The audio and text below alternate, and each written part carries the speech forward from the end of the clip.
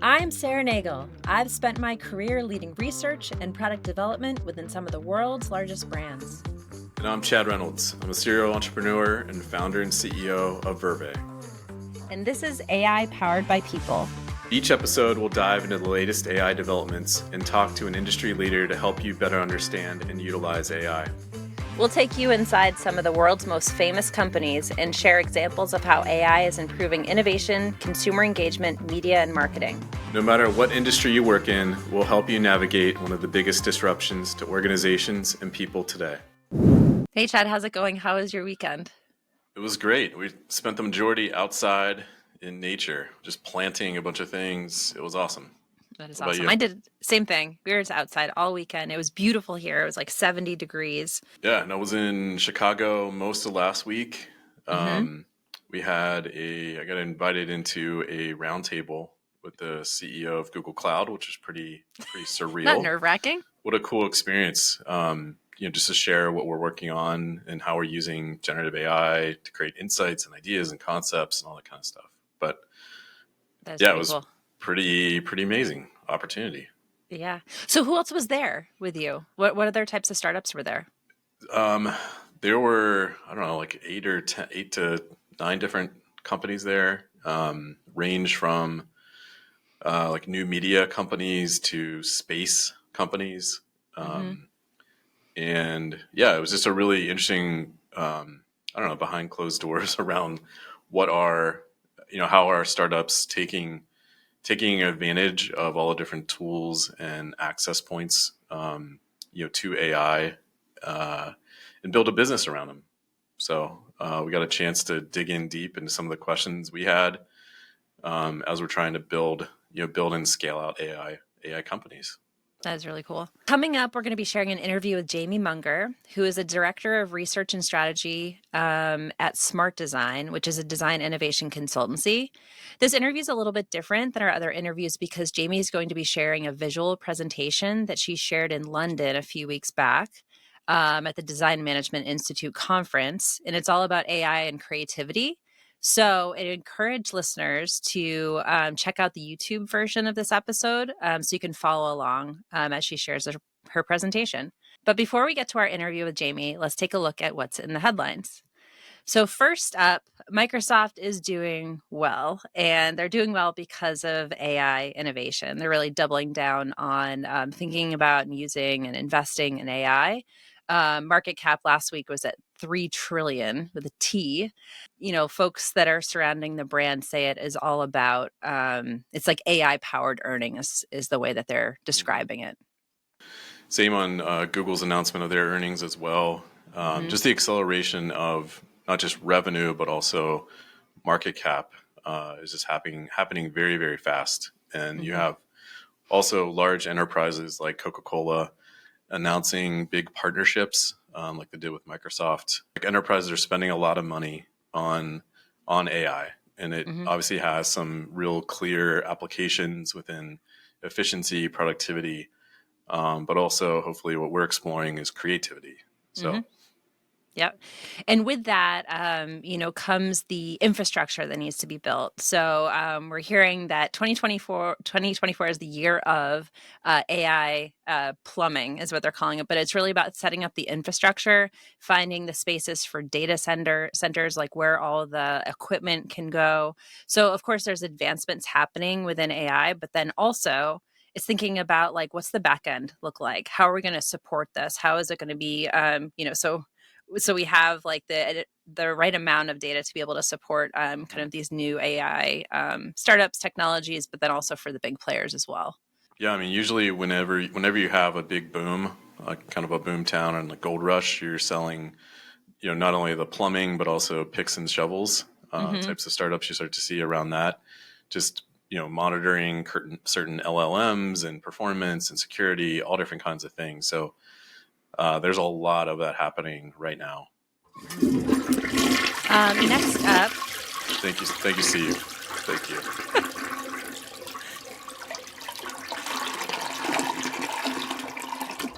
That's a lot of water. Yeah. Somebody should. I think they need a plumber. Aaron Levy, who's a co-founder and CEO of enterprise cloud company Box, spoke about AI agents, and the possibilities for it to democratize work, and is related to the comment that Sam Altman had made. It was a couple months back about creating the first billion-dollar company started by one person because you're supported by agents in many different ways. Yeah. So, I mean, this is, I think we talked about this before, but, cloud technologies really brought on the ability for smaller companies to kind of act like bigger companies, with sharing data and all different types of services with that. AI is doing the same thing, or specifically even AI agents are going to be doing the same thing.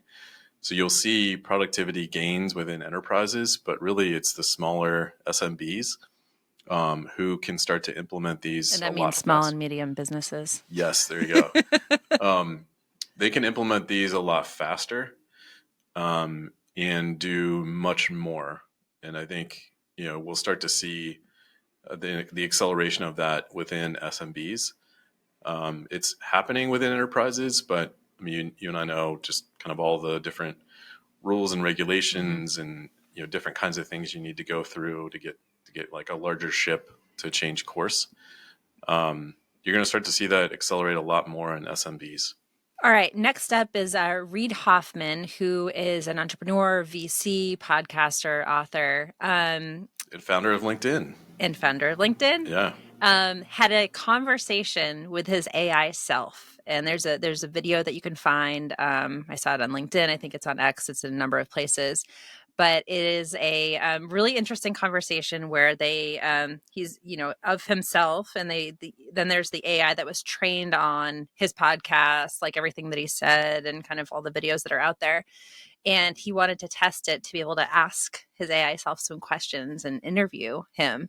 It just kind of raises some really interesting things that, are the possibilities for, but also, how weird it might get in the Yeah. future for things like, like this, for podcasts. Like, what if we were interviewing our AI selves on an episode? What does that Yeah. mean? And kind of like, I don't know, how does that feel to you?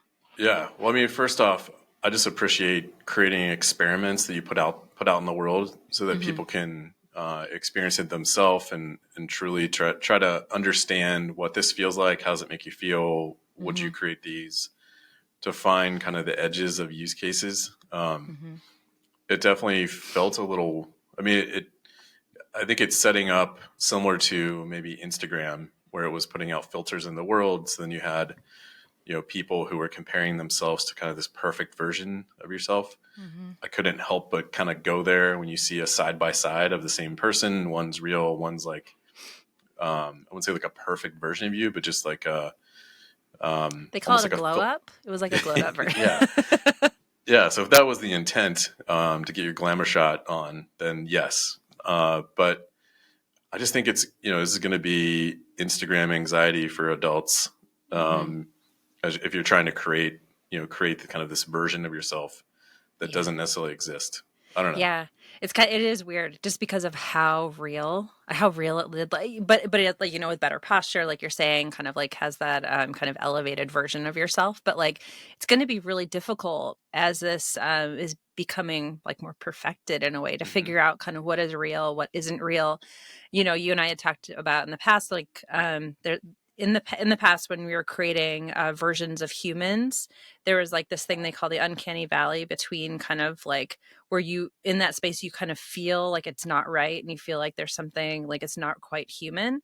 It feels like with technology like this that is shrinking, like where it's becoming really difficult. Like right now you kind of know maybe it's that through that perfection that doesn't quite feel right, but that I feel like in another year like it'll be almost impossible because maybe they'll start to work in some of the like Yeah. imperfections, because right, So they're kind of, there's like the perfection, but like, bringing into imperfections, which makes it more human feeling, will get really scary and kind of like kind of what can you do with that information with somebody, and can you create that? Like if you're someone that's putting out content, could you just like chat if someone yeah, could just come along and create stuff of you from this podcast? yeah. It feels weird.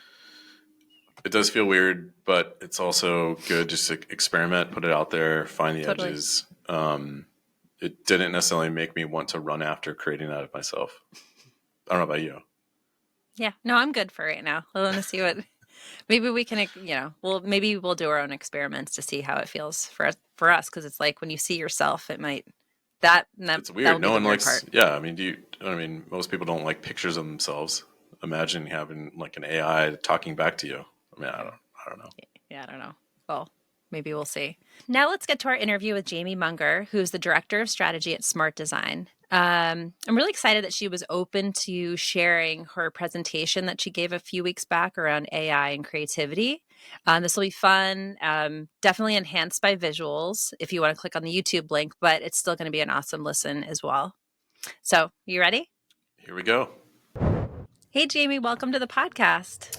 Hey, Chad. Hi, Sarah. Nice to be here. So, Jamie, you work at a company called Smart Design, which is an innovation consultancy. It was founded in 1980, based in New York. It's, near and dear to my heart. I worked there many, many years ago. You are currently a strategy or director of strategy at Smart Design.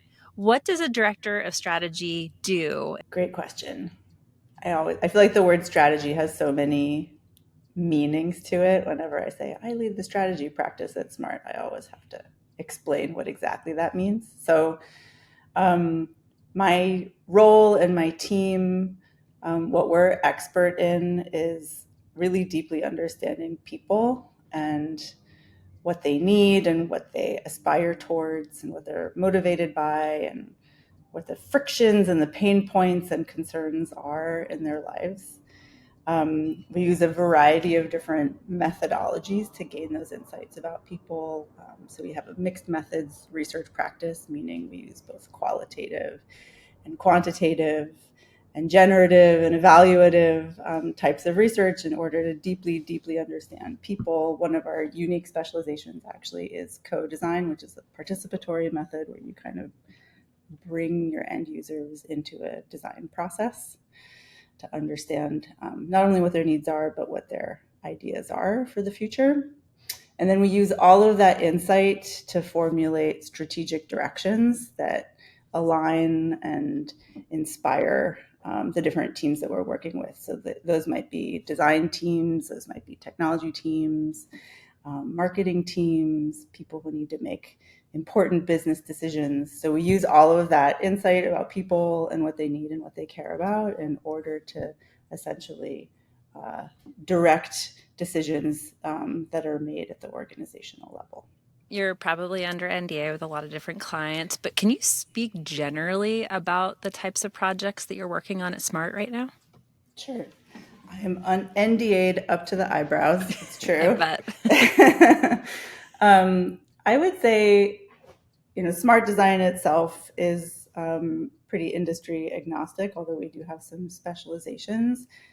I myself personally have found myself working a lot I guess, on topics that involve like emergent technologies that are new, where there's a lot of investment, where there's little regulation, where there's like proper ethical dilemmas involved with their implementation and their impact, and where people, so users or future users, are probably feeling a combination of excitement and concern.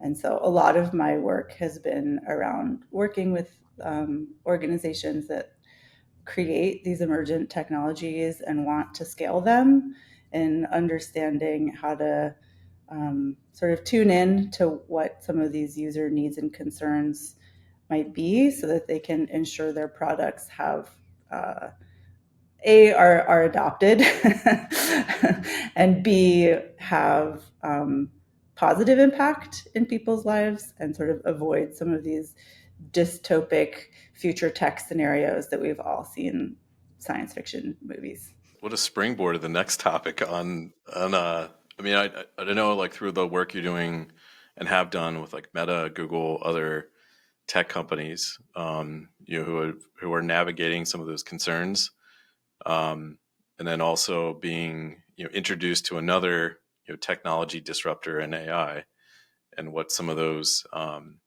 concerns might look like today. Curious if you can share, just maybe how the work, the projects, the kind of the mindset shifts that you've had over the last few years from kind of pandemic now to AI. What does that look like from a strategy practice perspective of the kinds of work that you're doing, but also what some of the outcomes that companies are looking for you guys to bring? There were a lot of difficult lessons learned through social media. And, we're still kind of, I'd say, contending with some of the ripple effects of how, I don't know if it was like slow to realize or act on some of the potential impacts that social media could have on health and critical thinking and some of our social structures, political systems, et cetera. So there was a lot. There were, I would say, like the people that I'm working with now building AIs reference a lot what happened with social media and are interested in being a little bit more proactive around what some of the negative impacts could be, I think, both at the individual level and at the societal level. So, Jamie, in all the work that you're doing, and obviously with the advent of AI and kind of creeping into kind of every type of business, curious how the ways of working at Smart have maybe changed over the last few months, both in like how you're doing research, but also what customers are asking you for.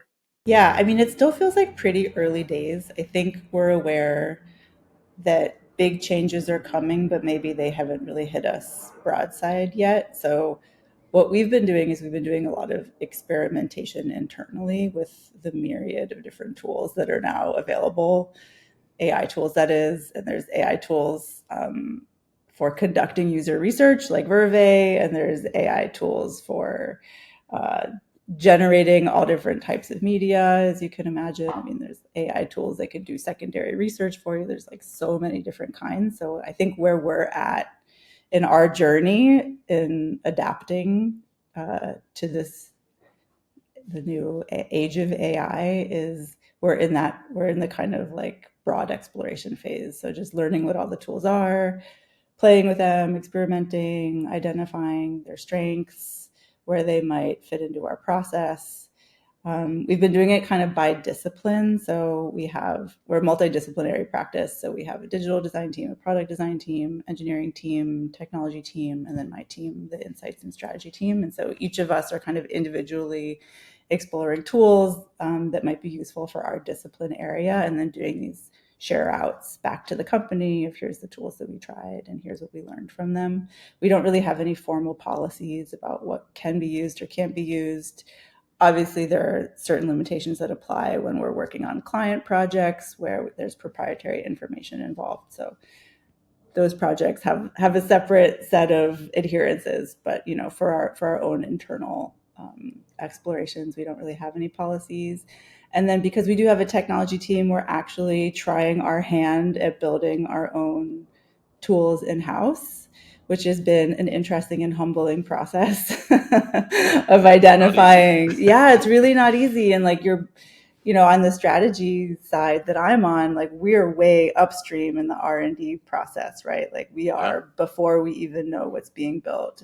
And the technology team is much deeper into R&D and implementation and like building things. And so like bridging the I don't know, the knowledge gap has been a really interesting undertaking. Are you seeing, I guess, just a glimpse of maybe how this, like the role of the researcher changes, over the next few years as you're experimenting with these tools? Like what skills are becoming more important, or do you see becoming more important? Yeah, I mean, I think the best researchers are pretty multimodal, right? So we can use whatever methodology is best for the particular learning objective at hand. So we have a mixed methods practice, and I think we'll learn what are the right applications of some of the AI tools and when to use them. I think at the end of the day, research depends on having really great data, so that you've gotten great responses from high quality research participants, and then being able to take that great data and really find what's useful, inspiring, and directional about it. So I don't think that those skills or those needs will go away. I think that we'll have just a broader set of tools and methods to play with. That makes me feel good as a researcher, so it's nice to hear. What do you think, Chad? I think there's a big shift underway where I don't know. It's like researchers are going to become designers, like business designers, and able to code things, and I don't know, go more multidisciplinary, like kind of in like a full stack researcher. Because sometimes insights are, it is a video or it is an articulation and of a pain point or a need, but also on the other side of that's a solution that you could visualize, which I think is really interesting as a researcher, is to also not just identify the problem, but also create solutions. You might be surprised to know that researchers are also designers. Like, I have a background in design Same. and business. I have Look an at us. MBA, Look at us. so it's true. I think I'd be happy to be able to express my ideas in higher fidelity and different modalities. Yeah, because I mean, when you're so close to the problem, I mean, you literally have answers really fast because you see the problem in 3D, right? It's like a real life thing, and then you immediately can jump to solutions. Where if you just present it on a PowerPoint, it's not going to do it justice. Yeah, you're the closer to the problem. I mean, I mentioned earlier that we do a lot of co-design, which is a method where you like bring the people that you are doing research with like into the design process and have them sort of generate solutions for the future together with you. And we have been experimenting with using generative AI tools in those research sessions because they require like little knowledge or onboarding to use the tools. And so not only can myself as a researcher be designing things, but end users can also be designing things. Absolutely. Jamie, you were recently in London and gave a presentation at the DMI conference, Design Management Institute conference, and the talk was called AI and Creativity, Embracing Collaborative AI as One of Our New Creative Partners. We would love to see your presentation if you're willing. We've never done anything like this before, so it'd be cool to be able to see the presentation that you gave and then kind of walk through it. I'm sure that Chad and I will have questions along the way, but it would be really cool if we could see it. Sure, let's do it. So this presentation is about AI and all of the possibilities that it can unlock as a creative partner. But I actually feel the need to start with a confession where I get something big off of my chest, which is that I'm actually a skeptic about AI and its role or its value, I should say, in creative work and creative fields. I realize that it's actually not the technology that I feel skeptical about, because technology can be used in constructive and destructive ways. Every technology, AI included. And what I really actually am sort of feeling on the fence about is people. It's us. And whether we're going to have kind of the wisdom and the foresight and the discipline to be using AI in ways that elevate and enhance our creative work and creative nature, or whether we will find ourselves using it in ways that actually sort of undermine and degrade it. So this work that I'm going to share, or the thinking that I'm going to share, comes from several years' work of conducting research studies around AI and creativity with people who are, professional artists, designers, like understanding how they're using AI and what they kind of see as like in bounds and out of bounds within their creative process. one of the biggest benefits of using AI in a creative practice is, frankly, that you can spend less time on the things that are boring to you and ostensibly more time on the things that are more meaningful and more creative. It's great to just kind of quickly self-edit, elevate the quality of the things that you're working on, stress testing your arguments, perfectly word crafting a statement. We use it a lot for brainstorming. AI does not get tired in an ideation session. It is great at just like endlessly riffing and getting more ideas on the table when you're in a part of a creative process that's all about divergence. You save on M&Ms in the workshop sessions. It's great for exploring new mediums, right? Like if you're trained in 2D, you can now express yourself in 3D. Someone who knows music can now express themselves visually, just more range of ways to express your ideas. And then just like the vastness of the training data provides creative professionals of different kinds with this huge library of references, stylistic references at their fingertips that was never available to them before. So there's lots of amazing positives that creative people are finding when they're using AI. And they're felt really instantaneously, but then they connect with this sort of ominous and in some cases existential future risks, which haven't quite come to fruition yet, but there are some like early signs and signals that they might be. The first one, the biggest one that we've all probably heard about and thought about even personally is job loss. There are some statistics out saying, I think the estimation is 300 million lost or degraded jobs due to generative AI in the coming years. And definitely anecdotally in my research, I heard from people that, they're hiring less and using AI more.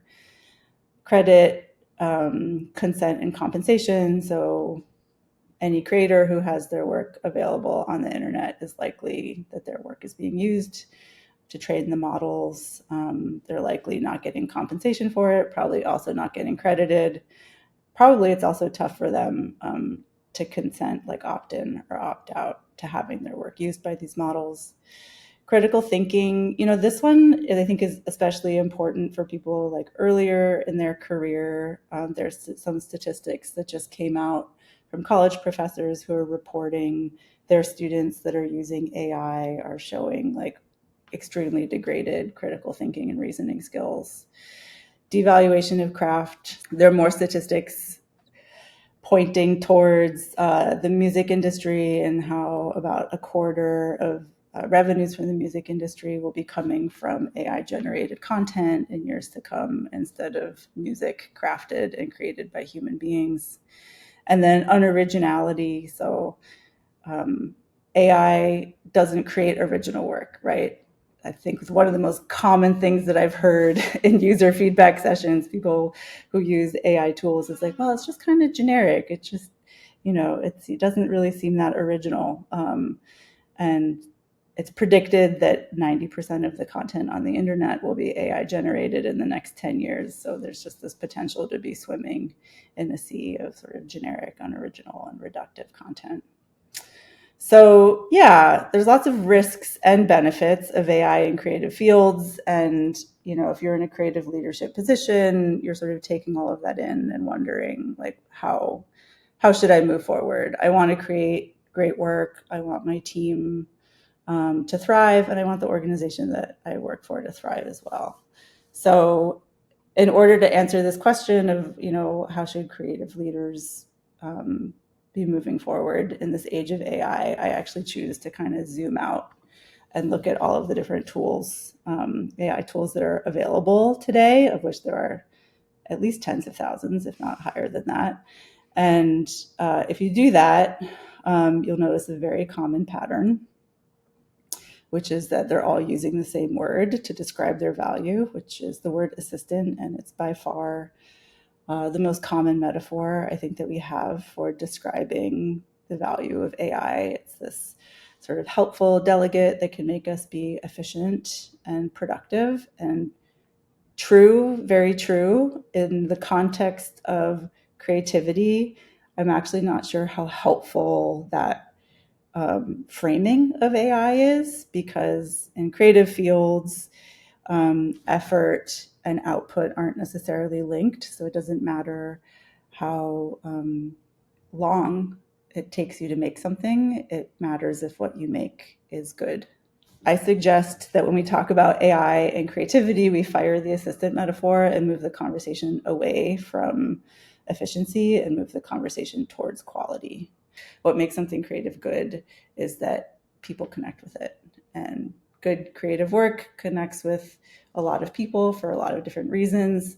And great creative work, like seminal creative work, creates with so many people for so many different reasons. So the rest of my talk is about these like 6 other ways to think about using AI that are not about efficiency, but are about things like freedom of expression or collaboration or perspective. The first one is called Move 37. DeepMind created an AI called AlphaGo, which can play the ancient and notoriously difficult strategy game called Go. And Move 37 refers to a moment in a game where the AI was playing against Lee Sedol, who was the world's Go master at the time.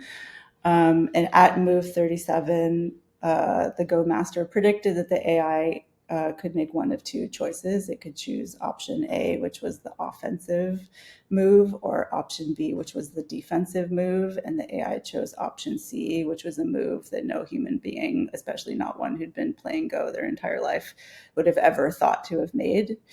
And the AI went on to win the game, but that's not actually the point I'm trying to make. The point I'm trying to make is that wisdom and experience can actually make innovative thinking difficult to access. It doesn't like make it impossible, but it can just make it harder. And so one value of AI in a creative field is it can help you kind of like discover other alternative routes or paths or options that your life experience up until that point might actually inhibit you from seeing. Another one is called the Weird Librarian. So there's a gentleman, and his name is Nathan Phillips, and he developed an AI called Dum Dum. And he has a rule about AI, and his rule is called AI is a librarian and not an artist. And I think what he means by that is that, I mentioned this earlier, but AI can't create original things. That's not how it works. It mixes and matches and combines from things that already exist. Human beings can create original things. We are artists, but AI is not. What AI can do and really excels at is finding sort of connections and patterns and variations within work that already exists, making it this sort of like surprising, inspiring, and frankly weird sometimes librarian. So Dum Dum, the tool that I mentioned, so it's kind of like a brainstorming tool. So how the AI works is it feeds a group of humans inspiration, things to get their sort of creative juices flowing, and then they ideate and explore and come up with a lot of original novel ideas, put them back into the AI, and the AI looks across them all. The librarian just turns up some like weird remixes and variations on their original thoughts. So there's other tools out there like Runway that are kind of riffing on the same idea, which is you give it your original work and the AI can take your original work and create some new combinations of it. So here, the value of AI is basically surfacing variations and connections in art or original work that you create.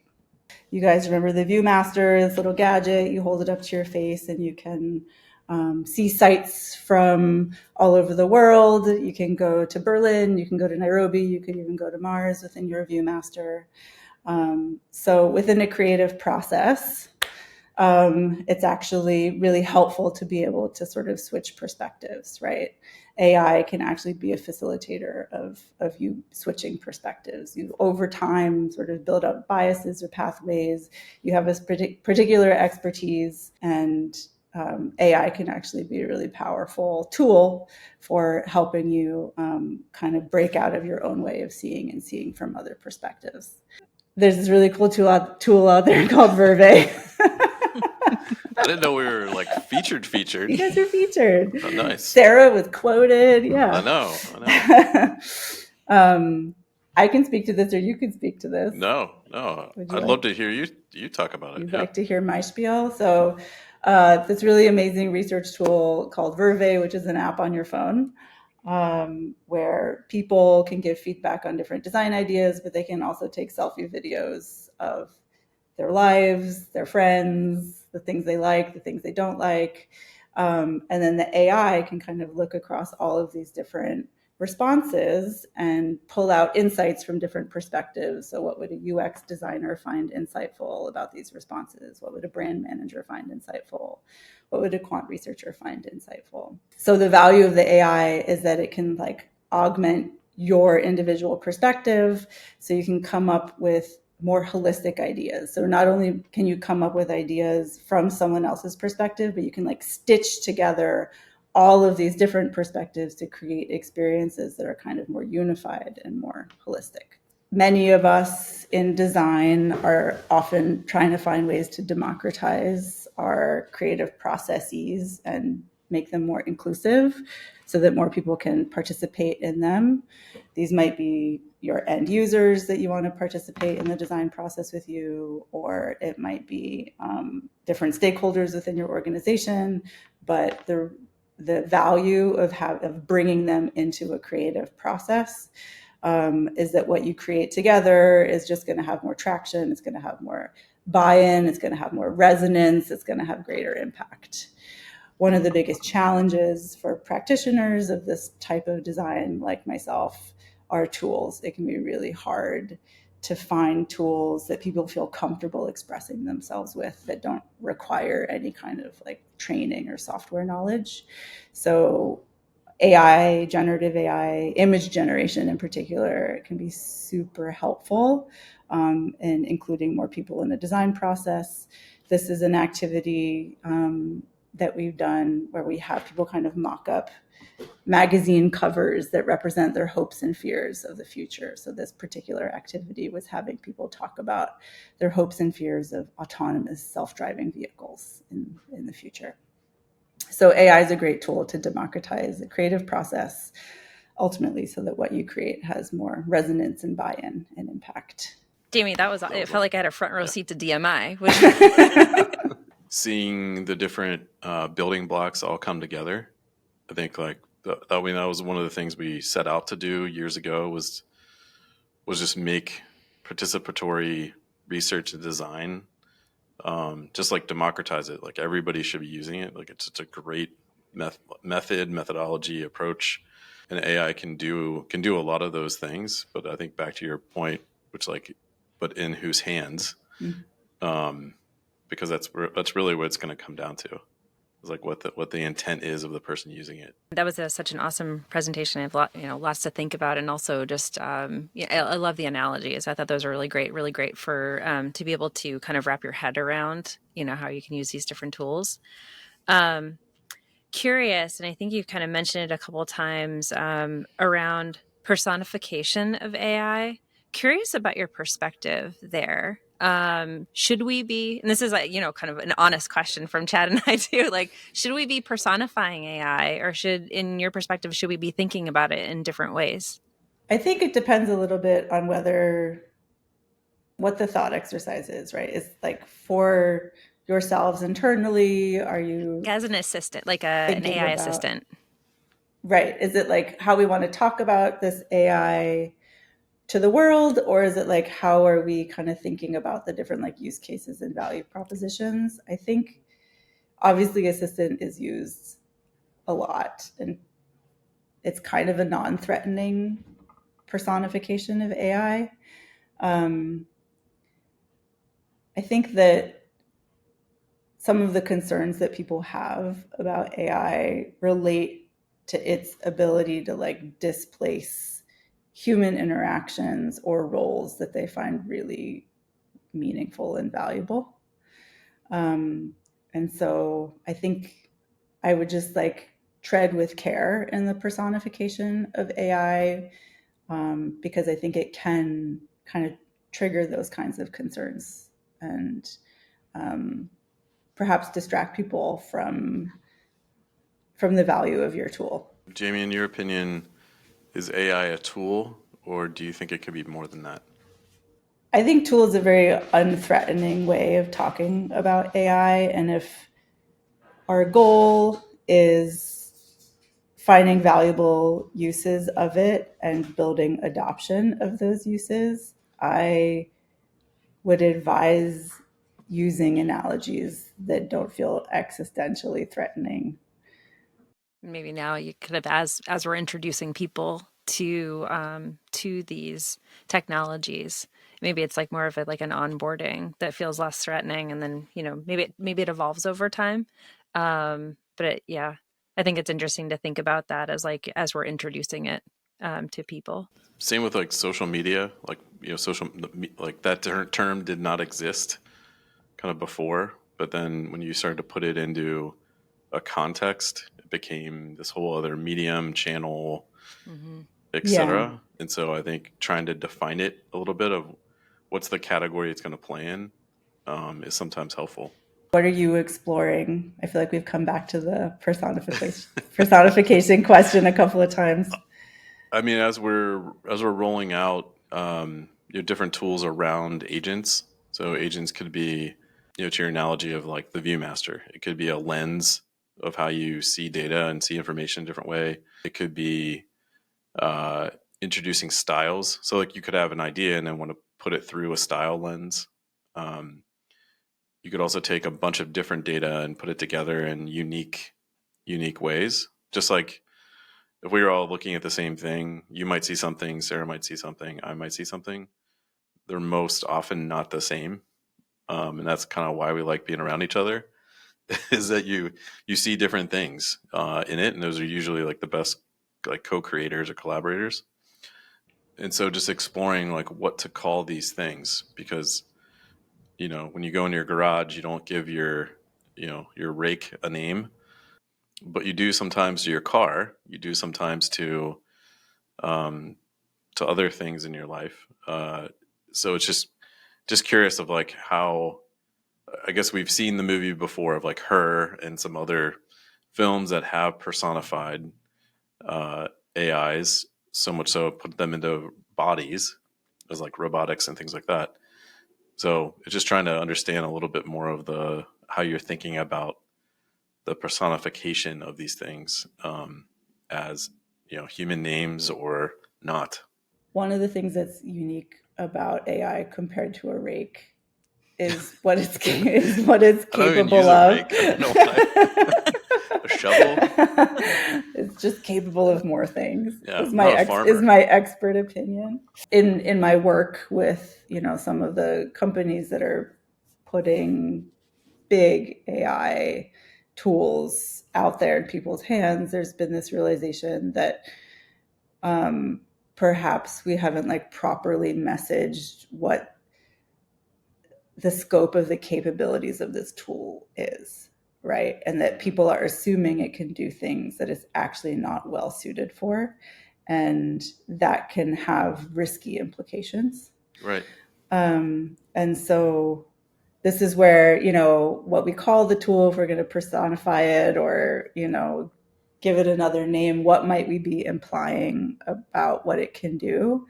And is it accurate? Because these tools can do a lot of things, and they can masquerade in some ways like they can do more than they can actually do.